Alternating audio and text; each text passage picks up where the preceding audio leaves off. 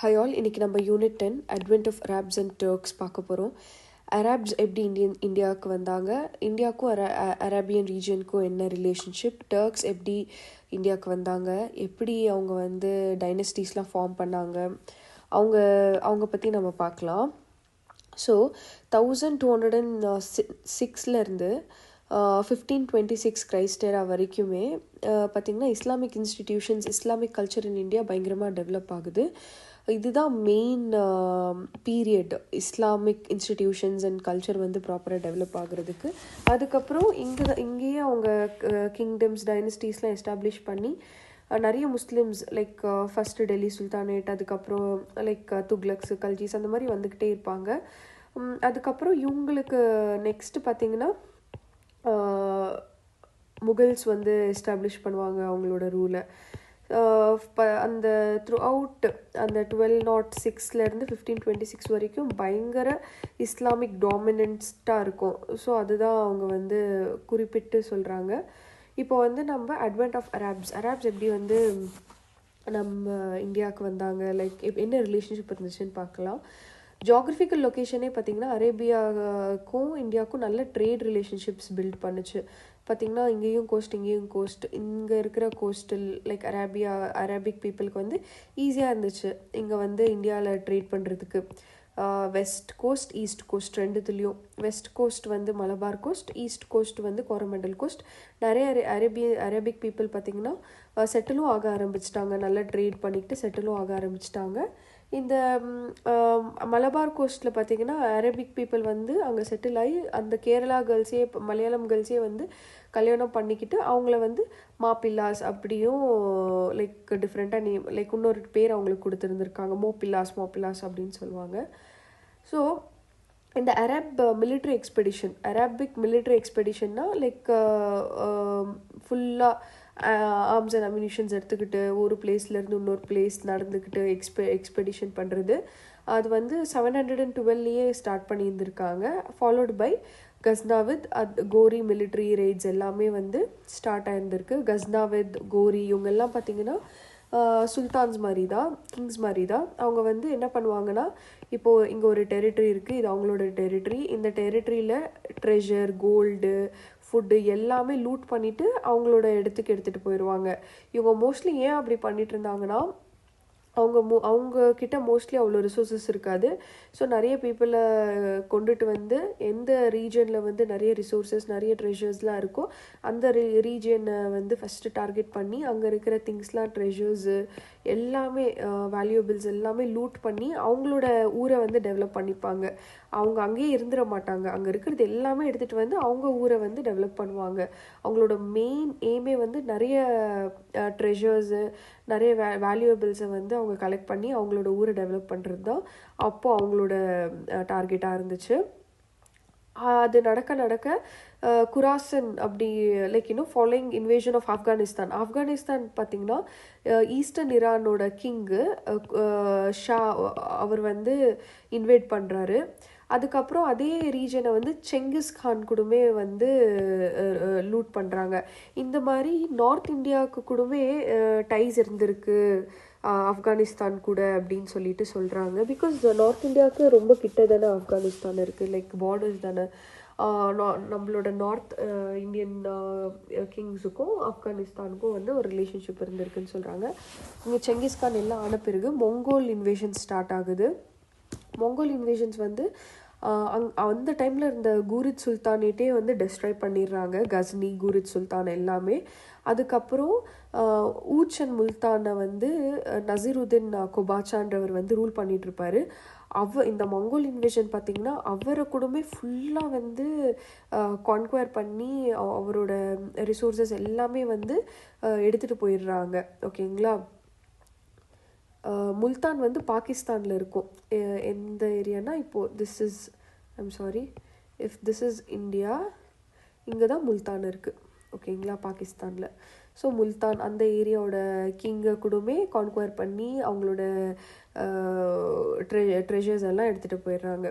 So சுல்தான் இல்துமிஷ், இது வந்து next நம்ம ப்ராப்பராக பார்ப்போம். இல்துமிஷுக்கு கூடமே நார்த் இந்தியா லைக் அவர் டெல்லியில் தானே இருந்தார், நார்த் இந்தியாவெல்லாம் ரூல் பண்ணுறதுக்கு நல்லா இருந்துச்சு அப்படின்னு சொல்கிறாங்க. பிகாஸ் நார்த் இந்தியாவில் பார்த்திங்கன்னா ஜாகிரஃபிக்கலி நம்மளுக்கு வந்து பெரிய ஹிமாலயன் மவுண்டன்ஸ் இருக்கும் இந்த பக்கம். இங்கே பார்த்திங்கன்னா இண்டஸ் ரிவர்ஸ்லாம் இருக்கும்.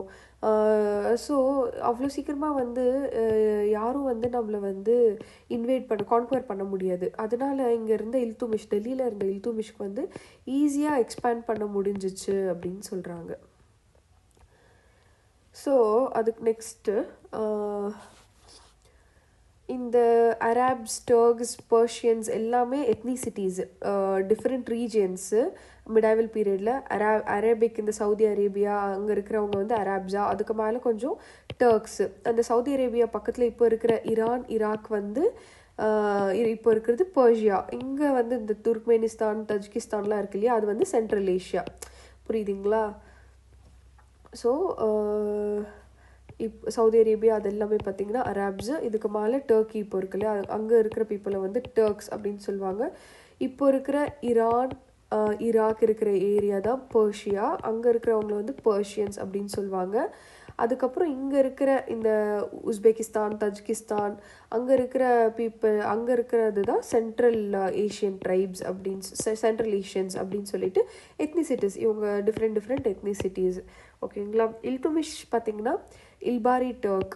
Iltutmish slave dynasty after Qutbuddin Aibak வந்து இல்துமிஷ் வருவார் இல்லையா, அவர் வந்து பார்த்திங்கன்னா Turk, Ilbari Turk tribe, Ilbari Turk ethnicity அப்படின்னு சொல்கிறாங்க.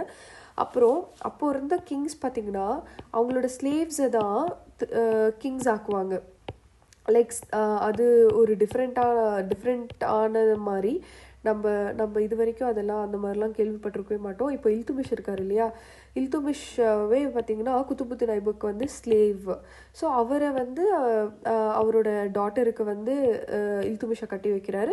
அதுக்கப்புறம் குத்துபுதீன் ஐபக்கோட சன்ஸ் பார்த்திங்கன்னா ஏபிள் கிங்ஸ் யாருமே கிடையாது. கிங் ஆகுறதுக்கு யாருக்குமே தகுதியே கிடையாது. அதனால வந்து இல்துமிஷே வந்து பார்த்திங்கன்னா கிங் ஆயிடுறாரு. ஓகேங்களா? அதுக்கப்புறம் இல்துமிஷ் த்ரோனுக்கு வந்த பிறகு அவருக்கு நிறைய ஸ்லேவ்ஸ் இருப்பாங்க. ஸ்லேவ்ஸ்னால் 10 பேர் அந்த மாதிரி கிடையாது. அவங்களுக்கு 10,000 ஸ்லேவ்ஸ், 1000 ஸ்லேவ்ஸ் அப்படின்னு சொல்லிட்டு இருப்பாங்க. ஸோ அந்த ஸ்லேவ்ஸ் ஃபுல்லாகவே வந்து கிங்குக்காண்டி தான் ஒர்க் பண்ணுவாங்க. ஸோ அந்த ஸ்லேவ்லேயே பார்த்திங்கன்னா யாராச்சும் எடுத்து ரொம்ப நம்பிக்கை இருக்குது, ஹீஸ் வெரி குட் அப்படின்னு நினைக்கிறவங்கள வந்து அவங்க பெரிய பொசிஷன்ஸுக்கு வந்து அலோவ் பண்ணுவாங்க. ஸோ அந்த ஸ்லேவ் ஆகிறதுக்கு கூடமே சில குவாலிஃபிகேஷன்ஸ்லாம் இருக்கும். அவங்க அரேப்ஸாக இருக்கணும், இல்லை டர்க்ஸாக இருக்கணும், பர்ஷியன்ஸாக இருக்கணும். அந்த மாதிரி இப்போ வந்து லூட் பண்ண போவாங்க இல்லையா, இன்னொரு இந்த கண்ட்ரிலேருந்து இந்த கண்ட்ரிக்கு. இங்கே இருக்கிற கொஞ்சம் நல்லா பார்க்க நல்லாலாம் இருந்தாங்கன்னா அந்த பாய்ஸை எல்லாத்தையும் எடுத்துகிட்டு வந்து ஸ்லீவ்ஸ் ஆக்கிடுவாங்க அந்த மாதிரி. So, and many of his military slaves were of different Turkish Mongol ancestries brought to Delhi by merchants from Bukhara, Samarkand, Baghdad. இதெல்லாமே பிளேசஸ்ஸு. ஸோ இல்துமிஷோட ஸ்லேவ்ஸ் கூடமே வந்து டர்க்ஸ் இருந்திருக்காங்க, மொங்கோல் ஆன்சிஸ்ட்ரீஸ் இருந்திருக்காங்க. இப்போது இந்த பையன் அவனோட ஃபாதரோட வந்து ஏதோ ஒரு மொங்கோலோட ரூலரோட ரிலேட்டிவாக இருப்பாங்க. ஸோ அவங்களோட லைனில் இந்த பையன் இருந்திருப்பான். ஸோ மொங்கோல் ஆன்செஸ்ட்ரீஸ் எல்லாம் இருந்திருக்கு அப்படின்னு சொல்கிறாங்க. அதுக்கப்புறம் இன்னொரு நோட்டபிள் என்னென்னா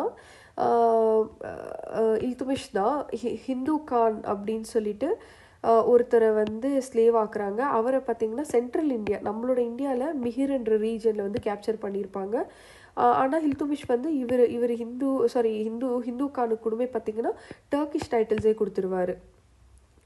ஸோ சுல்தானேட்ஸ் 1206 to 1526 வந்து சுல்தானேட் பீரியட் அப்படின்னு சொல்லுவோம். 5 டிஃப்ரெண்ட் கேட்டகரிஸ். ஃபர்ஸ்ட் வந்து ஸ்லேவ் டைனஸ்டி வருவாங்க, அதுக்கப்புறம் கல்ஜி டைனஸ்டி வருவாங்க, அதுக்கப்புறம் துக்லக் டைனஸ்டி வருவாங்க, அதுக்கப்புறம் சையத் டைனஸ்டி வருவாங்க, அதுக்கப்புறம் லோடி டைனஸ்டி வருவாங்க. Lodi dynasty first battle of Panipat 1526 Babur ஜெயிச்சிருவாங்க. லோடி டைனஸ்டி எண்ட் ஆகும். இந்த சுல்தானேட் பீரியடே எண்ட் ஆகி முகல்ஸ் வந்து 1526லேருந்து பாபர் ஃபர்ஸ்ட் வார் ஆஃப் பானிபட்லேருந்து இவர் வந்து ரூல் பண்ண ஆரம்பிச்சிருவார். அது வரைக்கும் ஃபுல்லாக இது வந்து சுல்தானேட் பீரியட் அப்படின்னு சொல்லுவாங்க. 1206 to 1526 வரை. ஸோ நமக்கு இந்த டெல்லி சுல்தானேட் பீப்புள் பற்றிலாம் நமக்கு எப்படி இன்ஃபர்மேஷன்ஸ்லாம் தெரியுதுன்னா, அல்பெரூனி இவர் வந்து தாரிக் அல் எழுதியிருக்காரு. இது வந்து இந்தியன் ஃபிலாசபி அண்ட் ரிலிஜன் பற்றி அரபிக்கில் எழுதியிருப்பாரு. அப்படி நமக்கு இன்ஃபர்மேஷன்ஸ் தெரியுது. மினஹாஜ் சிராஜ் இவர் வந்து தபாக்கத் ஹை நசீரி அப்படின்னு சொல்லிட்டு ஒரு புக் எழுதியிருக்காரு. இது ஃபுல்லாகவே இஸ்லாமிக் ஹிஸ்ட்ரி பற்றி இது வந்து அரபிக்கில் எழுதியிருக்காரு. ஜியாவுதீன் பரானி இவர் பார்த்திங்கன்னா தரிக்காய் ஃபிரோஸ் ஷாஹி அப்படின்னு சொல்லிட்டு ஒரு புக் எழுதுறாரு. இது டெல்லி சுல்தானேட் ஹிஸ்ட்ரி ஃபிரோஸ் துக்லக் வரைக்கும், கல்ஜிக்கு அப்புறம் துக்லக்ஸ் வருவாங்க இல்லையா, துக்லக்ஸில் வந்து முகமது துக்லக்கு நெக்ஸ்ட் வந்து ஃபிரோஸ் துக்லக் வருவார். அது வரைக்கும் அவர் ஹிஸ்ட்ரி எழுதியிருக்காரு. யார்? ஜியாவுதீன் பரானி. அப்புறம் அமீர் குஷ்ரவ் பார்த்திங்கன்னா மிஃப்தா உல் ஃபுத்து அப்படின்னு சொல்லிட்டு விக்டரிஸ் ஆஃப் ஜலாலுதீன் கல்ஜி, அலாவுதீன் கல்ஜிக்கு முன்னாடி இருப்பார் ஜலாலுதீன் கல்ஜி. இவர் தான் கல்ஜி டைனஸ்டியை வந்து எஸ்டாப்ளிஷ் பண்ணியிருந்திருப்பார். இவரோட விக்ட்ரிஸ் பற்றி அமீர் குஷ்ரு வந்து இந்த புக்கில் எழுதியிருக்காரு, மிஃப்தா உல் ஃபுத்து அப்படின்னு சொல்லிட்டு. அதுக்கப்புறம் கசாயின் உல் ஃபுத்து இது வந்து அலாவுதீன் ஓட விக்ட்ரிஸ் பற்றி இருக்கும். இதெல்லாம் பார்த்திங்கன்னா பர்ஷியனில் எழுதியிருக்காரு. துக்லக் நாமா இது துக்லக் டைனஸ்டி பற்றி பர்ஷியன் லாங்குவேஜில் எழுதியிருக்காங்க.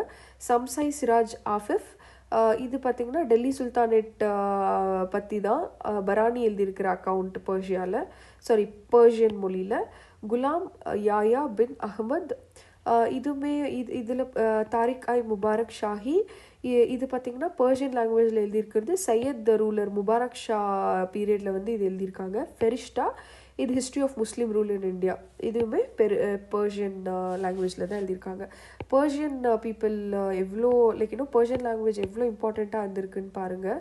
அரபிக் அண்ட் பர்ஷியா மோஸ்ட்லி பர்ஷியனில் தான் எல்லாம் எழுதியிருக்காங்க. ஸோ பர்ஷியனில் இருக்கிற க்ரானிக்கல்ஸ் புக்ஸ் எல்லாமே பார்த்திங்கன்னா டெல்லி சுல்தானேட் பற்றி வந்து பேசியிருக்கு. நிறைய புக்ஸில் பார்த்திங்கன்னா அக்கௌண்ட்ஸில் வந்து பர்ஷியன் லாங்குவேஜில் டெல்லி சுல்தானேட்ஸ் பற்றி இருக்குது அப்படின்னு தெரியுது. ஸோ இப்போ வந்து Arab conquest of Sindh, Arab people எப்படி சிந்த் இப்போ வந்து பாகிஸ்தானில் இருக்குது. இதுதான் சிந்த் ரீஜியன். ஓகேங்களா, இங்கே பாருங்கள் இண்டஸ் ரிவர் வருதா, இதுதான் Sindh region. So Arab people எப்படி சிந்தை வந்து கான்குவயர் பண்ணாங்க அப்படின்னு பார்க்கலாம். அரேப் கவர்னர் ஆஃப் ஈராக்கோட கவர்னர் அவர் வந்து அரேப் கவர்னர் ஆஃப் ஈராக் ஹஜித் பின் யூசுஃப் வந்து என்ன பண்ணுறாருனா, இந்த இடத்துல நிறைய பைரேட்ஸ் இப்போ வந்து அரேப்லேருந்து ஏதாச்சும் ஒரு ட்ரேட் பண்ணுற ஷிப்பு வந்துட்டுருக்குன்னா இந்த ஏரியாவில் பார்த்திங்கன்னா பைரேட்ஸு அவங்க என்ன பண்ணுவாங்கன்னா தெஃப்ட் திருடி இந்த எவ்வளோ ட்ரேடிங் கூட்ஸ் இருந்தாலும் இங்கிட்டு போகிறப்போ எப்போ பார்த்தாலுமே அவங்க வந்து ரொம்ப கொள்ளை அடிச்சிட்டு இருந்தாங்க. அப்போது என்ன பண்ணார் அரேப் கவர்னர் வந்து என்ன பண்ணார்னா, ஹஜித் பின் யூசுஃப் 2 மிலிட்ரி எக்ஸ்பெடிஷன்ஸ் வந்து தாஹார், ரூலர் ஆஃப் சிந்த் பேர் வந்து தாஹருக்கு அகெயின்ஸ்டாக வந்து 2 எக்ஸ்பெடிஷன்ஸ், ஒன்று பை லேண்டு ஒன்று by sea, 2 expeditions group of military பீப்புள்ஸை வந்து அனுப்புகிறாங்க.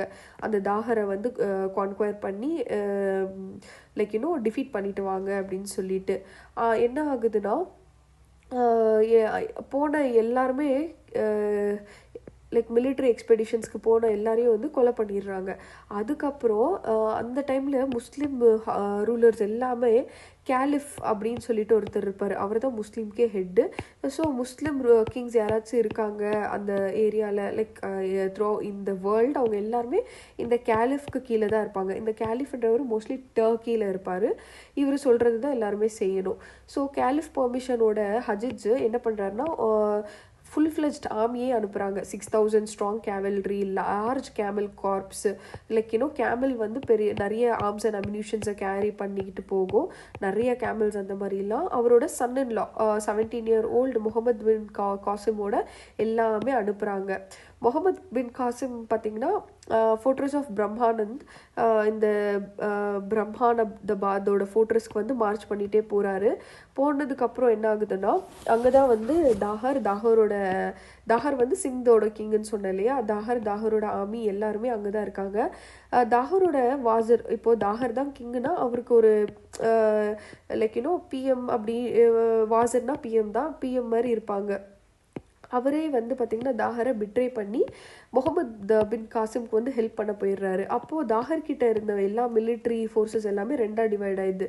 அப்போது நிறைய பேர் பிஎம்க்கு சப்போர்ட்டாக இருப்பாங்க, தாகருக்கு கொஞ்சம் பேர் தான் இருக்காங்க. அப்போ என்ன ஆகுதுன்னா முகமது பின் காசிம் இவரை ஈஸியாக டிஃபீட் பண்ணிடுறாரு. ஓகேங்களா, டிஃபீட் பண்ணிவிட்டு இந்த தாகர் ரூலரே பார்த்திங்கன்னா இதுக்கு முன்னாடி புத்திஸ்ட் ரூலிங் டைனஸ்டி கிட்ட புத்திஸ்ட் ரூலிங் டைனஸ்டி ஆஃப் சிந்து கிட்ட இருந்து இவங்க வந்து சிந்தை பறிச்சிருப்பாங்க. இப்போ பார்த்தீங்கன்னா முகமது பின் காசிம் வந்து இவரை வந்து டிஃபீட் பண்ணிட்டாரு. ஓகேங்களா, அதுக்கப்புறம்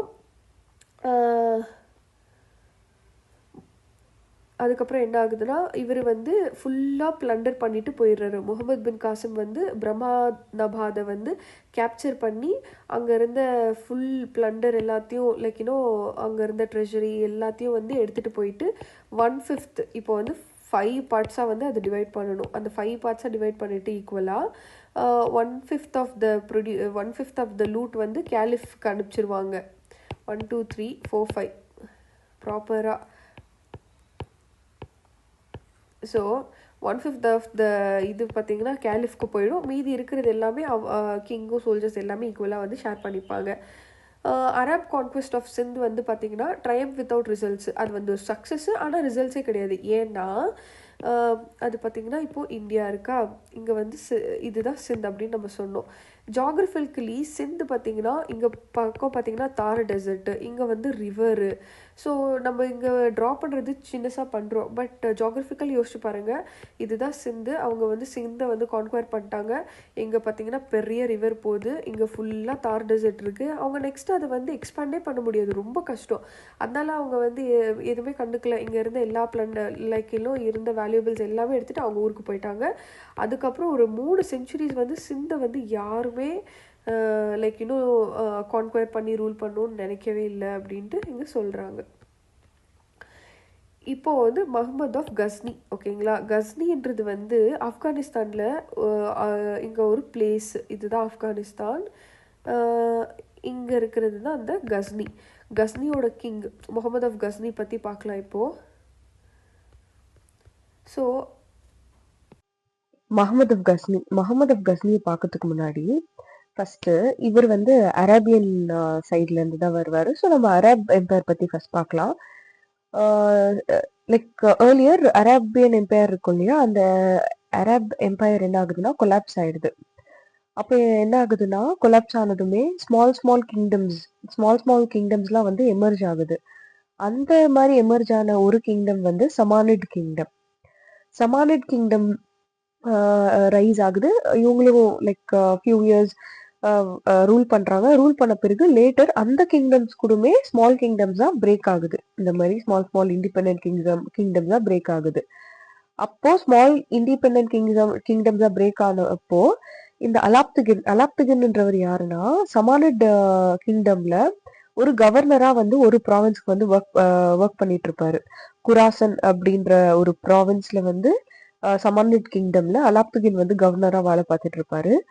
சமானிட் கிங்டம் வந்து கீழே டிஸ்இன்டிகிரேட் ஆயிட்டு இருக்கு, லைக் அவ்வளவுதான், இது வந்து டிஸ்இன்டிகிரேட் ஆயிட்டு இருக்கு அப்படின்றப்போ இவர் என்ன பண்றாருன்னா கஸ்னின்ற ஒரு பிளேஸ வந்து ஆக்குபை பண்ணிக்கிறாரு, சீஸ் பண்ணி ஆக்குபை பண்ணிடுறாரு கஸ்னி பிளேஸ். ஓகேங்களா, அந்த கொராசன்ன்ற ஏரியா இப்போ ஆப்கானிஸ்தான், ஈஸ்டர்ன் ஈரான், துர்க்மெனிஸ்தான் எல்லாமே சேர்ந்து இது குராசன் ஏரியா ஆகுதா. ஸோ இந்த குராசன் ஏரியால ஒரு பார்ட் வந்து கஸ்னி. இந்த கஸ்னியை வந்து அலாப்திகின்ன்றவர் சமானிட் கிங்டம்ல ஏர்லியரா கவர்னரா இருந்தவர். சமானிட் கிங்டம் வந்து டிஸ்இன்டிகிரேட் ஆகுறப்போ கஸ்னி ஆக்குபை பண்ணிடுறாரு, சீஸ் பண்ணி. இவர் வந்து இப்போ கஸ்னிக்கு கிங் ஆயிடுறாரு இல்லையா.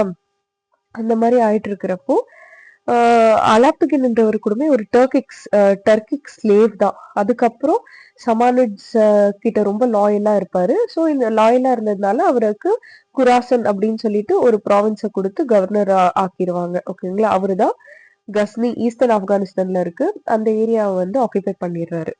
அதுக்கப்புறம் அவரோட இவருக்கு அடுத்து அவரோட சன்ஸ்லாம் வந்து அவ்வளோ கேப்பபிளே கிடையாது.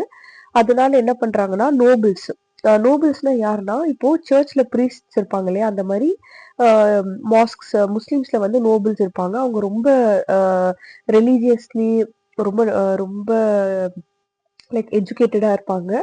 அவங்கள தான் வந்து இந்த கிங்ஸ் என்ன பண்ணணும்னாலும் கேட்க செய்வாங்க. ஸோ அந்த மாதிரி நோபல்ஸ் வந்து அந்த டைம்ல வந்து பிக்கர் பார்ட், ராயல் ஃபேமிலிஸ்லாம் பிக்கர் பார்ட் அவங்க வந்து ப்ளே பண்ணிட்டு இருந்தாங்க. ஸோ அப்போ இருந்த நோபல்ஸ் வந்து அலாப்திகினோட சக்சஸர்ஸ்லாம் வந்து அந்த அளவுக்கு திறமை இல்லை அப்படின்னு சொல்லிட்டு சபுக்திகின் அப்படின்றவரை வந்து கிங் ஆக்குறாங்க. ஓகேங்களா. சபுக்திகின் வந்து என்ன பண்றாருன்னா கஸ்னி மட்டும் இல்லாம சவுத்வர்ட் எக்ஸ்பான்ஷன் பண்றாரு. ஓகேங்களா. சவுத்வர்ட் எக்ஸ்பான்ஷன் பண்றாரு. அவர் என்ன பண்றாருன்னா சபுக்திகின் வந்ததுமே சாஹி ரூலர் ஆஃப் ஆப்கானிஸ்தான்ல சாஹி ரூலர் இருப்பாரு, அவரை டிஃபீட் பண்ணிடுறாரு. ஜெயபால் டிஃபீட் பண்றாரு and confer the governorship of the province on Mahmud. Shahi ruler of Afghanistan, Jayapal இவங்க எல்லாம் வந்து டிஃபீட் பண்ணிட்டு அந்த ப்ராவின்ஸோட கவர்னர்ஷிப்பை வந்து மஹமத் அப்படின்னு சொல்லிட்டு இவருக்கு கொடுக்குறாங்க. சபுக்திகினோட பையன் தான் மஹமத். அவரு தான் மஹமத் ஆஃப் கஸ்னி. ஓகேங்களா. இவர் பத்தி தான் இப்ப நம்ம பார்க்க போறோம். இவர் யாருன்னா சபுக்திகினோட எல்டஸ்ட் சன், பெரிய பையன். ஓகேங்களா. சபுக்திகின் பாத்தீங்கன்னா 997ல இறந்துடுறாரு. அந்த டைம்ல பாத்தீங்கன்னா குராசன்ல இருக்காரு முகமது. குராசன் வந்து இப்போ இருக்கிற ஈரான் இருக்கு இல்லைங்களா, ஈரானோட ஈஸ்டர்ன் பார்ட் தான் குராசன். ஸோ குராசன் இருக்கிறாரு முகமது. அப்போ என்ன ஆயிடுதுன்னா அவங்க ஃபாதர் சபுக்திகின் இறந்தப்போ இஸ்மாயில்ன்ற அவரோட சின்ன பையனை வந்து கிங் ஆக்கிடுறாங்க, சக்சஸர் ஆக்கிடுறாங்க. அது வந்து முகமதுக்கு தெரிஞ்சு முகமது வந்து இஸ்மாயில் கிட்ட லைக் ஃபைட் பண்ணி அவரை டிஃபீட் பண்ணிடுறாரு. முகமதுக்கு அப்போ 27 இயர்ஸ். அப்போ வந்து இவரை டிஃபீட் பண்ணி அவர் வந்து த்ரோன் எடுத்துக்கிறாரு. ஓகேங்களா. அப்போ கேலிஃப் நான் சொன்னேன் இல்லையா, நான் முன்னாடி சொன்னேன் இல்லையா, கேலிஃப்னா டர்க்கியோட கிங்கு. அவரு தான் எல்லா முஸ்லிம் கிங்ஸ்க்கும் ஹெட். என்ன பண்ணணும்னாலும் இவரோட பெர்மிஷன்ல தான் இவங்க எல்லாமே பண்ணுவாங்க. ஸோ கேலிஃபே பாத்தீங்கன்னா முகமதோட கிங் லைக் அவரோட விக்டரிய வந்து ஏத்துக்கிட்டு அவருக்கு ராப் ஆஃப் இன்வெஸ்டிட்யூர் வந்து அனுப்புறாங்க. ராப்னா இந்த மாதிரி லைக் இவங்க கோட் மாதிரி போட்டிருக்காங்க இல்லையா, அதுதான் ராப். அவங்க வந்து அனுப்புறாரு. ஓகே, யோர் த கிங் அப்படின்னு சொல்லிட்டு அனுப்புறாரு. அப்போ அவர் என்ன சொல்றாருன்னா caliph Muhammad Yamini ud Daula, right hand of the empire அப்படின்னு சொல்லிட்டு ஒரு டைட்டிலும் கொடுக்குறாரு. ஸோ முகமதோட மிலிட்ரி ரைட்ஸ், முகமது பார்த்தீங்கன்னா 32 இயர்ஸ் வந்து ரூல் பண்ணியிருக்காரு.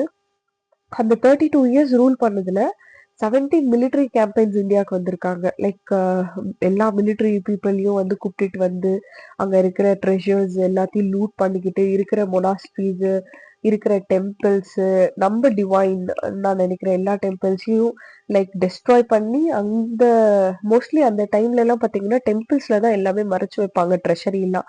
ஸோ ஆக்சுவலி டெம்பிள்ஸ் வந்து இப்போ வந்து நம்ம பேங்க்ஸ்ல எடுத்துட்டு போயிட்டு ஜுவல்ஸ் வைக்கிறோம் இல்லையா, அப்போ அந்த டைம்ல டெம்பிள்ல தான் பீப்புள் எல்லாம் வந்து அவங்களோட ஜுவல்ஸ் எல்லாம் வந்து வைப்பாங்க, சேஃப்டி அப்படின்னு சொல்லிட்டு வைப்பாங்க. ஸோ அப்போ டெம்பிள்ஸ்ல நிறைய ட்ரெஷரிஸ் இருந்துச்சு இல்லையா. ஸோ யார் வந்தாலுமே ரைட் பண்றதுக்கு டெம்பிள தான் ஃபர்ஸ்ட் வந்து ரைட் பண்ணுவாங்க, அங்க இருக்கிற ட்ரெஷர்ஸ்ல எடுத்துப்பாங்க.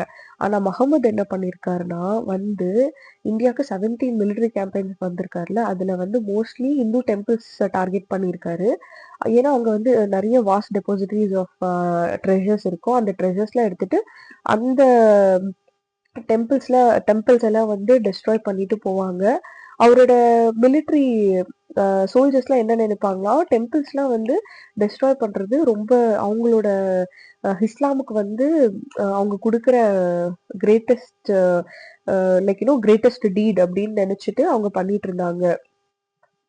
ஓகேங்களா. அது வந்து அவங்க ப்ரைடா நம்மளோட டெம்பிள்ஸ்லாம் வந்து இந்தியாவில் இருக்க டெம்பிள்ஸ்லாம் வந்து அவங்க ப்ரைடா வந்து எல்லாத்தையும் வந்து டெமாலிஷ் பண்ணிட்டு இருந்தாங்க. ஆனா இவங்க வந்து மோர் ஆர்லெஸ் யாரையும் வந்து அந்த அளவுக்கு பீப்புளை வந்து ஃபேத் மாத்தல. அப்படியும் பீப்புள் வந்து அவங்களோட ப்ராப்பர்ட்டிஸ்காண்டி பயந்து ஃபேத் மாறி இருந்தாலும், இப்போ ரிலீஜன்ல ஹிந்துல இருந்து முஸ்லீம்க்கு மாறி இருந்தா கூடமே அவங்க வந்துட்டு போன பிறகு திரும்பியும் இவங்க வந்து ஹிந்துஸ் ஆயிடுவாங்களாம். லைக் இவர் வந்து இப்போ வந்து ஹிந்து, ஆனா இவர்கிட்ட நிறைய ட்ரெஷர் கோல்டு எல்லாமே இருக்கு. இந்த ரைட்ஸ்ல இருந்து அவர் வந்து தப்பிக்கணும் அப்படின்னா இவர் என்ன பண்ணுவாருன்னா, நான் வந்து முஸ்லீம்க்கு கன்வெர்ட் ஆயிடுறேன், என்னை விட்டுருங்க அப்படின்னு சொல்லிட்டு முஸ்லீம்க்கு கன்வெர்ட் ஆயிருந்தா கூடமே இவங்க ரைட் பண்ணிட்டு லூட் பண்ணிட்டு போன கொஞ்ச நாள் பிறகு இவர் திரும்பவும் முஸ்லீம்ல இருந்து Hindus convert ஆயிடுவாரு. So return to their original faith when the threat of Ghaznavid invasion ceased. Mohammed வந்து ஷாஹி கிங் ஆனந்தபாலாவை வந்து டிஃபீட் பண்ணிடுவாரு. கஸ்னில இருந்து அவர் வந்து பஞ்சாப் ப்ராவின்ஸ்க்கு வந்து அங்க இருந்த ஷாஹி கிங்கு ஆனந்தபாலாவை டிஃபீட் பண்ண பிறகு அவர் அதை விட லைக் எக்ஸ்டெண்ட் பண்ணிட்டே போயிட்டு இருக்காரு. ஓகேங்களா? டிஃபீட் பண்றதுக்கு அவர் வந்து கேன்ஸ்டிக் பிளேன்ஸை கூட ரீச் பண்றாரு. கனோஜுக்கு வரதுக்கு முன்னாடி மதுராவை வந்து ரைட் பண்றாரு. ரைட் பண்ணிட்டு போயிருவாரு. அதுக்கப்புறம் திரும்பவும் அவர் பண்றதுலயே ரொம்ப மோசமான ஒரு லூட்னா அது வந்து சோம்நாத் டெம்பிள். ஏன்னா அவர் வந்து சோம்நாத் டெம்பிளை வந்து ரொம்ப டெஸ்ட்ராய் பண்ணிட்டு அங்க இருந்த நிறைய ட்ரெஷர்ஸை வந்து அவர் எடுத்துட்டு போயிருவாரு. ஸோ அந்த மிடவல் பீரியட்ல எப்படி இருக்கும்னா மோஸ்ட்லி அவங்களோட பவர் அத்தாரிட்டி எல்லாம் எப்படி அவங்க காட்டுவாங்களா, வருது லைக் ஈரான் அந்த சென்ட்ரல் ஏஷியால இருந்து வருவாங்க. வந்து நம்மளோட ஃபுல்லா நம்மளோட டெம்பிள் எல்லாம் எந்த அளவுக்கு டெஸ்ட்ராய் பண்ணிட்டு எந்த அளவுக்கு லூட் பண்ணிட்டு போவாங்களோ அந்த அளவுக்கு அவங்க வந்து அவங்க கண்ட்ரீஸ்ல அவங்க ஸ்டேட்ஸ்ல எல்லாம் வந்து அவங்களோட பவரை காட்டுவாங்க. இந்த அளவுக்கு நான் வந்து லூட் பண்ணிட்டு வந்திருக்கேன், இவ்வளோ நான் டெஸ்ட்ராய் பண்ணிருக்கேன் அப்படின்னு சொல்லிட்டு எக்ஸாஜரேட் பண்ணி ரொம்ப பெருசு பண்ணி சொல்லுவாங்க. அதுக்கப்புறம் முகமது மோஸ்ட்லி வந்து எது லைக் நார்மலா எல்லா கிங்ஸும் எதுக்கு மோஸ்ட்லி லூட் பண்ணுவாங்கன்னா அவங்களோட ஆர்மியை மெயின்டைன் பண்றதுக்கு, அவங்களோட ஸ்டேட்டை டெவலப் பண்றதுக்கு. இப்போ வந்து குஜராத் வந்துட்டு சோம்நாத் டெம்பிளை டிஸ்ட்ராய் பண்ணிட்டு ட்ரெஷர்ஸ் எல்லாம் எடுத்துட்டு போயிட்டாங்க. ஆனா அவங்க அங்க வந்து பவர் வந்து எஸ்டாப்ளிஷ் பண்ணணும்னு நினைக்கல. அவங்க என்ன நினைக்கிறாங்கன்னா கிடைக்கிற எல்லா ட்ரெஷர்ஸ் எடுத்துட்டு போயிட்டு அவங்களோட ஆர்மியை பார்த்துக்கணும், அவங்களோட ஸ்டேட்டை டெவலப் பண்ணணும், அதுதான் அவங்க நினைக்கிறாங்க. அதுக்கப்புறம் இங்க இருக்கிற நம்ம கிங்ஸ் தான் திரும்பவும் லைக் எல்லாமே கஷ்டப்பட்டு திரும்ப எஸ்டாப்ளிஷ் பண்ற மாதிரி இருக்கும். டர்க்ஸ் ஏன் அவங்களுக்கு அவ்வளவு செலவாயிட்டு இருந்துச்சுன்னா அவங்க வந்து பெர்மனன்ட் அண்ட் ப்ரொஃபஷனல் ஆர்மி வந்து ரிலை பண்ணாங்க. அவங்களோட ஆர்மி ரொம்ப ப்ரொஃபஷனலா இருக்கும், பெர்மனண்டா இருப்பாங்க. ஸோ அவங்களுக்கு வந்து பெர்மனண்டா இருக்காங்கன்னா வேஜஸ் எல்லாம் வந்து அவங்களுக்கு கொடுத்துட்டே இருக்கணும். வேஜஸ் கொடுக்கணும்னா அவங்களுக்கு நிறைய மணி, நிறைய ட்ரெஷர்ஸ்லாம் இருக்கணும். அவங்க எந்த மாதிரி கோல்ட்ல பே பண்றாங்களா, என்ன ஃபுட்ல கிரெயின்ஸ்ல பே பண்றாங்களான்னு தெரியாது. ஸோ அதுக்கு தகுந்த மாதிரி அவங்களுக்கு நிறைய இருக்கணும். அதே மாதிரி அவங்க அதனால அங்கங்க போய் லூட் பண்ணி அவங்களோட கிங்டம் ட்ரெஷரி எல்லாம் வந்து ரொம்ப பில்ட் பண்ணிப்பாங்க. அதுக்கப்புறம் முகமதோட பிளண்டர்லாம் வந்து Iranian city of Ray plunder பண்ணி 5 lakh dinars ஆஃப் ஜுவல்ஸ் எடுத்துட்டு வராங்க. 2,60,000 dinars காயின்ஸா கிடைக்குது. 30,000 worth gold and silver vessels அப்போவே கிடைச்சிருக்கு அப்படின்னு சொல்லிட்டு அவங்களோட அக்கௌண்ட்ஸ்ல எல்லாம் வந்து ஹிஸ்டாரியன்ஸ் எழுதியிருக்காங்க. முகமதோட ரைடு சோம்நாத் டெம்பிள் 1025ல ஆகும். 20 million dinars ஒர்த் லைக் எல்லாமே ட்ரெஷர்ஸ் காயின்ஸ் எல்லாமே கிடைச்சிருக்கு அப்படின்னு சொல்லிட்டு அவங்களோட அக்கௌண்ட்ஸ்ல இருக்கு. இதுதான் சோம்நாத் டெம்பிள். பயங்கரமா ரைட் பண்ணி இங்க இருந்த எல்லா பிளண்டர்ஸும் எல்லாம் எடுத்துட்டு போய் எல்லாம் பண்ணியிருக்காங்க. So history of Ghaznavid dynasty after the death of Muhammad இறந்ததுமே நிறைய கிளாஷஸ் இருந்திருக்கு பிட்வீன் பிரதர்ஸ், கசின்ஸ், அங்கிள்ஸ் எல்லாருமே. ஸோ அந்த டைம்ல சுல்தான் இப்ராஹிம் வந்து ரூல் பண்றாரு. நெக்ஸ்ட் முகமது ஆஃப் கஸ்னி கழுத்து சுல்தான் இப்ராஹிம் வராங்க. அவங்க ஒரு 42 இயர்ஸ் ரூல் பண்றாங்க. அதுக்கப்புறம் அவங்களோட சன் மசூத் வராரு. அவர் ஒரு 17 இயர்ஸ் ரூல் பண்றாங்க. ஸோ எப்பவுமே த்ரெட் இருக்கும் இல்லையா, Ghuris from north and Seljuk Turks from west prove to be disasters for the kingdom. அந்த கிங்டமுக்கு வந்து எப்பவுமே நார்த்ல இருந்து கூரிஸ் வருவாங்கன்னு சொல்லிட்டு, இல்லைன்னா வெஸ்ட்ல இருந்து ஷெஜ்லுக் டர்க்ஸ் வருவாங்கன்னு சொல்லிட்டு ஒரு பயம் எப்பவுமே இருந்துச்சு. அதுவே வந்து அந்த கிங்டம் வந்து டெஸ்ட்ராய் பண்ணிடுச்சு அப்படின்னு சொல்றாங்க. கஸ்னாவித் டைனஸ்டி பார்த்தீங்கன்னா லாகூர்ல மட்டும் அவங்களோட authority even after the fall 3 decades இருந்துச்சு. அதுதான் அவங்களோட லாஸ்ட் அப்படின்ட்டு சொல்றாங்க. 1186ல கூரி பிரின்ஸ் முயிசுதீன் முகமது அவர் வந்து பஞ்சாபை வந்து இன்வைட் பண்றாரு. லாகூரையும் சீஸ் பண்ணிடுறாரு. சீஸ் பண்றதுன்னா லாகூர் சிட்டி இருக்கு இல்லையா, அவங்களோட எல்லா சோல்ஜர்ஸும் வந்து ஃபுல்லா வந்து சுத்து போட்டுருவாங்க. So that nobody will come out.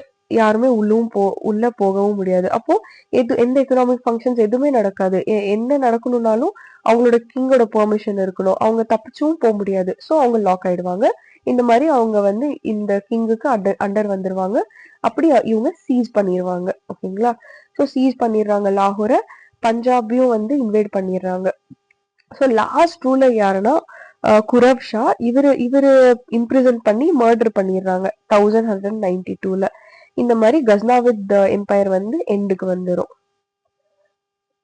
So அல் பெரூனின்றவர் வந்து ஒரு ஹிஸ்டாரியன். இவர் வந்து ரொம்ப ஃபேமஸான ஹிஸ்டாரியன். இவரோட அக்கௌண்ட்ஸ்ல இருந்து நமக்கு நிறைய இன்ஃபர்மேஷன்ஸ் தெரியும், நிறைய கிங்டம்ஸ் பத்தி, இவர் வாழ்ந்த பீரியட் பத்திலாம் நமக்கு நிறைய அக்கௌண்ட்ஸ் இவர் கொடுத்திருப்பாரு. இவரே வந்து பாத்தீங்கன்னா முகமது ஆஃப் கஸ்னி கூட தான் இந்தியாவுக்கு வந்திருக்காரு.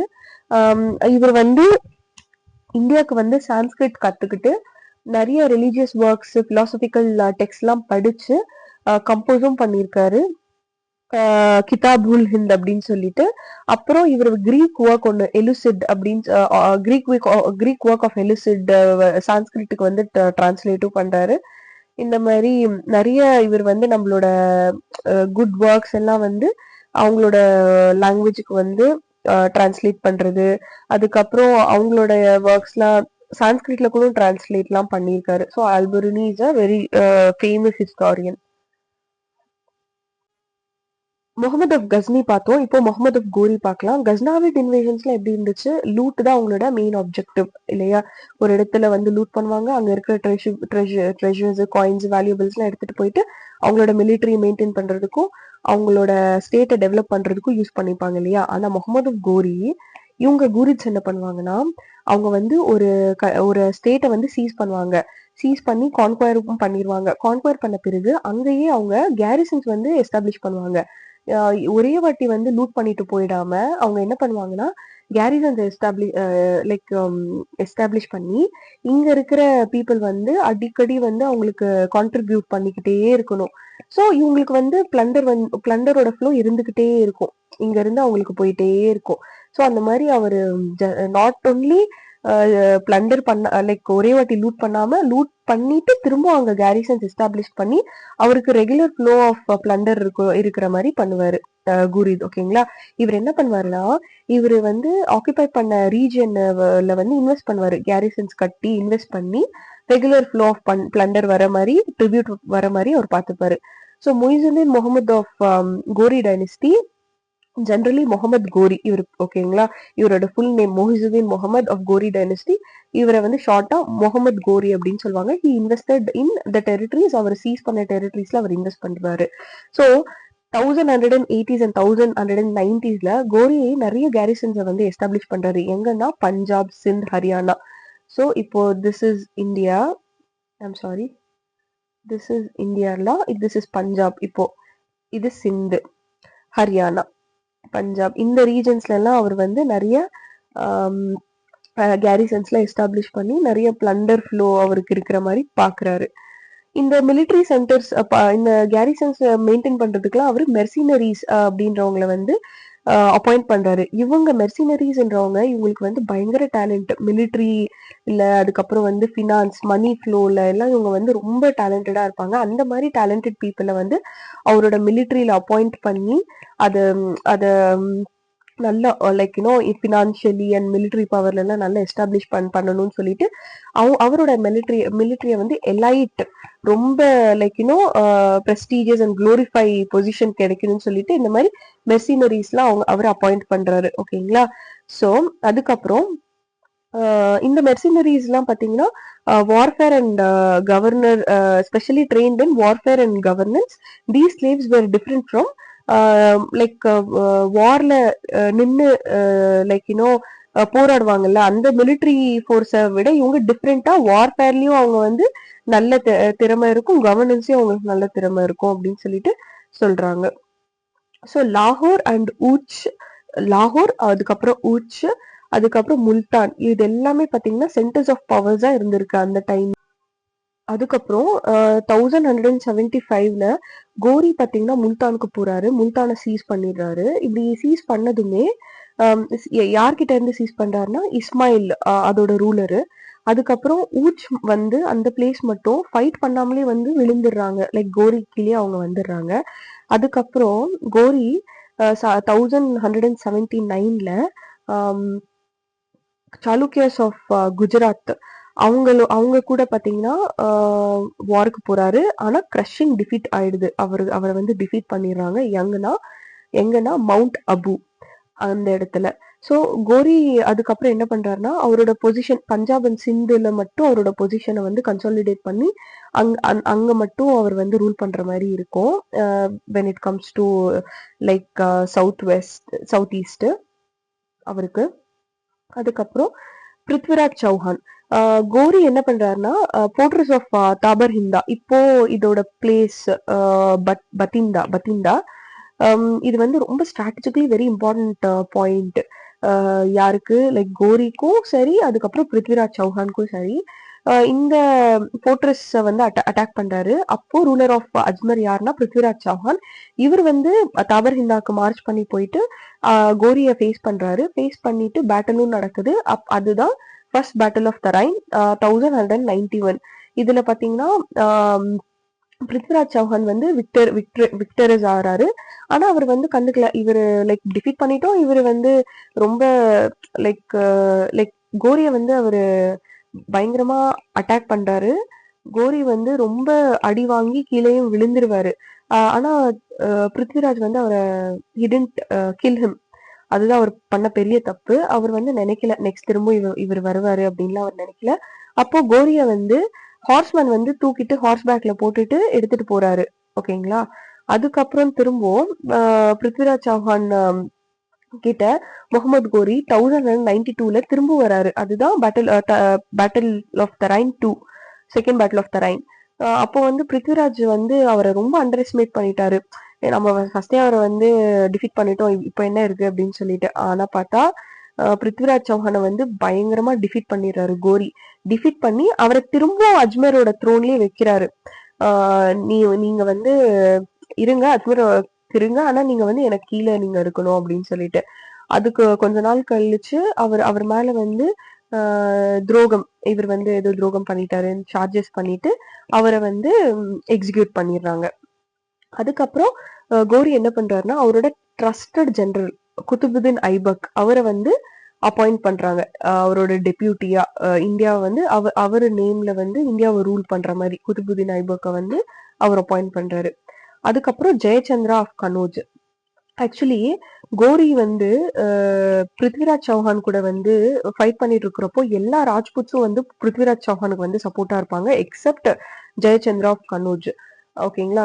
இவர் மட்டும் இவருக்கு வந்து சப்போர்ட் வரவே மாட்டார். ஏன்னா இவரோட டாட்டர் வந்து பிருத்விராஜ் சௌஹான் வந்து லைக் இன்னும் கிட்னாப் பண்ணிட்டு போயிட்டாங்களோ, சம்திங் லைக் லவ் பண்ணிட்டாங்களோ என்னமோ, அந்த இது இவங்களுக்கு இருந்துச்சு. அதனால இவருக்கு வந்து பிருத்விராஜ் சௌஹான் பிடிக்காது. ஸோ இவர் வந்து ஹெல்ப் பண்ண வரல.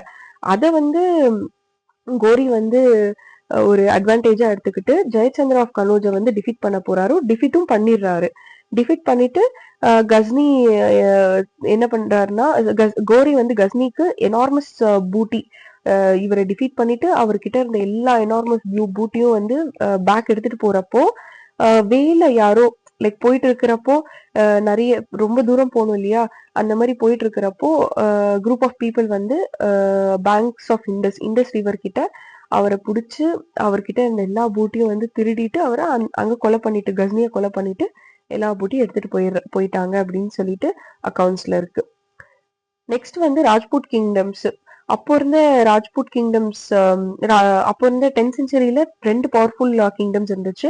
Rajput kingdoms, Gurjar Pratiharas and Rashtrakutas. அவங்க வந்து அந்த டைம்ல வந்து பவர் வந்து தே லாஸ் தேர் பவர். ஓகேங்களா. அதுக்கப்புறம் வந்து Tomars of Delhi, Chauhans of Rajasthan, Solankis of Gujarat, Paramaras of Malwa, Gahadavalas of Kannauj and Chandelas of Bundelkhand. இவங்க எல்லாருமே இதுக்கப்புறம் வந்து நார்த் இந்தியால ரொம்ப இம்பார்ட்டன்ட் ரூலிங் டைனஸ்டிஸா இருந்தாங்க. விக்ரஹ ராஜா அண்ட் பிருத்விராஜா இவங்க வந்து 2 prominent Chauhan rulers. Bhoja of Paramara dynasty, Gahadavala king Jayachandra, Yashovarman, Kirtivarman of Chandelas were all strong in their own regions. இந்த எல்லா கிங்ஸுமே அவங்கவுங்க ரீஜன்ஸ்ல வந்து ரொம்ப ஸ்ட்ராங் கிங்ஸா இருந்திருக்காங்க. அதுக்கப்புறம் world famous Khajuraho temple complex இருக்கு இல்லையா, consisting of Lakshmana temple, Vishwanatha temple, Kandariya Mahadeva temple, இது எல்லாமே வந்து சண்டேலாஸ் ஆஃப் புந்தேல்காண்ட் தான் வந்து கட்டி இருந்திருக்காங்க கஜுரஹோவை ரூல் பண்றப்போ. ஸோ இப்போவுமே கஜுரஹோ டெம்பிள்ஸ் ரொம்ப ஃபேமஸ். இதை பில்ட் பண்ணது வந்து சண்டேலாஸ் ஆஃப் புந்தேல்காண்ட்.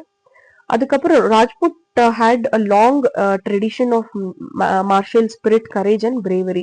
ராஜ்புட்ஸ் வந்து லைக் மார்ஷல் ஆர்ட்ஸ்ல கரேஜ், பிரேவரியில எல்லாம் வந்து ரொம்ப ஸ்ட்ராங்கா இருந்திருக்காங்க. வெப்பன்ஸ்லாம் பார்த்தீங்கன்னா டர்க்ஸ்க்கும் ராஜ்புட்ஸ்க்கும் நிறைய டிஃப்ரென்ஸ் இருந்திருக்கு. அவங்களோட மெயின்டெனன்ஸ் ஆஃப் ஆர்மி, மிலிட்ரி இருக்கும் இல்லையா, அந்த மெயின்டெனன்ஸ் கூடமே டிஃப்ரெண்ட் தான். டர்க்ஸ் பார்த்தீங்கன்னா ரொம்ப டிசிப்ளின்டா, அவங்களுக்கு நிறைய டாக்டிக்ஸ், நிறைய பிளான்ஸ், எப்படி எல்லாம் பண்ணணும், அது எல்லாமே வந்து டிசிப்ளின்டா ட்ரெயின் பண்ணி இருந்தாங்க டர்க்ஸ். ஆனா ராஜ்புட்ஸ் வந்து அந்த அந்த அந்த விஷயத்துல வந்து கொஞ்சம் லேக்ஸ், லைக் அவங்க கொஞ்சம் கம்மியா தான் இருந்திருக்காங்க. டர்க்ஸ் வந்து ரொம்ப ஆர்மியை பொறுத்த வரைக்கும் அவங்க வந்து கேவல்ரிலாம் வந்து பயங்கரம். நம்மளோட ராஜ்புட்ஸ்க்கு பாத்தீங்கன்னா வார் எலிஃபென்ட்ஸ், எவ்வளவுதான் பெருசா இருந்தாலுமே வார்ல எல்லாம் பாத்தீங்கன்னா அவ்வளவு சீக்கிரமா நடக்க முடியாது. அவ்வளவு சீக்கிரமா வந்து லைக் ஹார்ஸ் வச்சு வாருக்கு வருதோ, எலிஃபென்ட்ஸ் வச்சு வாருக்கு வருதோ, அது ரொம்ப டிஃபரன்சஸ் இருக்கு இல்லையா. ஹார்ஸ்ல வந்து எல்லாமே ஃபாஸ்டா எல்லாமே கில் பண்ணலாம், அதெல்லாம் இருக்கும். எலிஃபென்ட்ஸ்ல அது வந்து கொஞ்சம் கம்மி அப்படின்னு சொல்றாங்க. ஸோ டர்கிஷ் ஹார்ஸ்மென்லாம் பார்த்தீங்கன்னா ரொம்ப மொபிலிட்டி, லைக் ஃபாஸ்டா பண்றது எல்லாமே வந்து ரொம்ப ஸ்கில்டா இருந்திருக்கு அப்படின்னு வந்து அக்கௌண்ட்ஸ்ல எல்லாம் இருக்கு. அப்படிதான் இவங்களும் இருந்திருக்காங்க. அதனாலயே இவங்க வந்து எல்லா பேட்டன்ஸ்லயும் வந்து சக்சஸ் ஆயிட்டு இருந்துச்சு அப்படின்ட்டு வந்து நமக்கு தெரியுது அக்கௌண்ட்ஸ்ல இருந்து. Okay, thank you. நாளைக்குல இருந்து நம்ம வந்து ஸ்லேவ் டைனஸ்டில இருந்து ஸ்டார்ட் பண்ணலாம்.